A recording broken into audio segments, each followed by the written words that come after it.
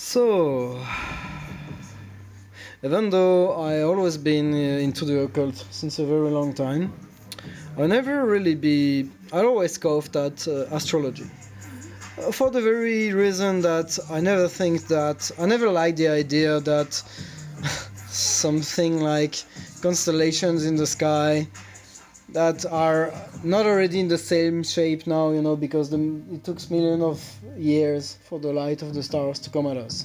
So it's like the constellation doesn't mean jack shit because it's not even real. It's not like it's just from the past. And I always thought that it was stupid to think that those stuff are so far away. How can they have an influence on me? And they would definitely not influence my destiny or my future.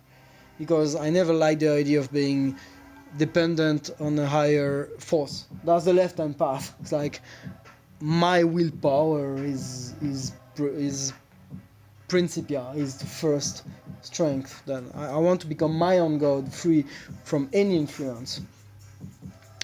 So that's why real left-hand path magicians, they're very strong into overcoming addictions or of strengthening their willpower and independently. Most often they're not, the anarchist, libertarianist anarchist. They're not much real left-hand path magicians who is a collectivist, I think. I haven't met much, but either like communist or fascist, quite the contrary. And yeah, so it's like astrology, I never liked that. Even though I liked divination, of course, magic, enchantment, making stuff happen, communication, everything. This is what I really liked. But the very funny thing is that very recently, I got a recent connection with AZAZEL again, like 2-3 weeks ago. That's one of the video I made. I recorded myself making a mantra, chanting to commune with AZAZEL. And so he's still around. It's like he asked me to paint a sigil of him with a little bit of tweaks, and now I have it on top of my bed. Yeah, yeah. We're gonna see if I'm gonna show you soon. And so on top of my bed I have the sigil of Azazel, and he asked me just to do that so he gave me an exercise to do from this new moon, which is today is the new moon, to the next new moon. I have an exercise to do. No, yesterday was the new moon actually, and I have an exercise to do at least once a day, very short. And at the end of the next new moon, I will make a review and share on the video on the YouTube channel. What is the exercise about? Because everybody can do it. There is no much secret about that. So Azazel is guiding me on 3 different things. First, there is this weird exercise he gave to me to strengthen my magical abilities and the flexibility of my assemblage point, so to speak, so alter state of consciousness. The second thing is Tantric sexuality, so I feel more and more my root chakra pumping, and I have more and more I feel my whole sexuality being recalibrated now and be more it's not like 100%, but me more drawn to the idea of rising up the energy instead of just having a normal ejaculatory sex. And I feel there is definitely a transmutation going inside of that. I feel also myself being less and less obsessed about sex, funnily enough. Yes, I know. But I feel it's like it becomes less and less important in my life. That's interesting. And I think that Azazel is behind that, giving me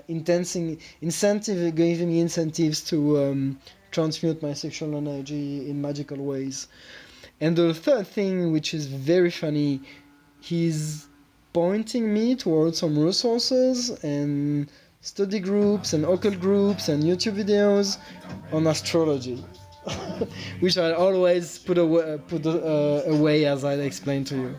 And I think it's a bit hilarious because how open-minded can I be and say, okay, let's play the game and let's try to see if astrology can be useful in the way of creating stories, which is magic is all about. So I wouldn't say it's a science, even though astrology is pretends to be. And I will play the game definitely of treating it as a science. Like when I study something, I do my best to play the game by the rules, but otherwise, what's the point? I will see. I will see, and so I've been guided to the resources of the Church of Light. So it's American occult group, Hermeticians, and they have one of their main teacher is a guy who it's called Zain. And so he gives like a teaching on the occult, on the tarot, the astrology and everything. And I think that's the best resource I've come upon so far. And I will study that. I think it will be interesting. But at the same time, I'm also watching other videos about Mr. Astrotheology, which is really funny because he's a flat earther. And I think it's hilarious because, you know, when man, the flat earth, oh my god, this is so funny.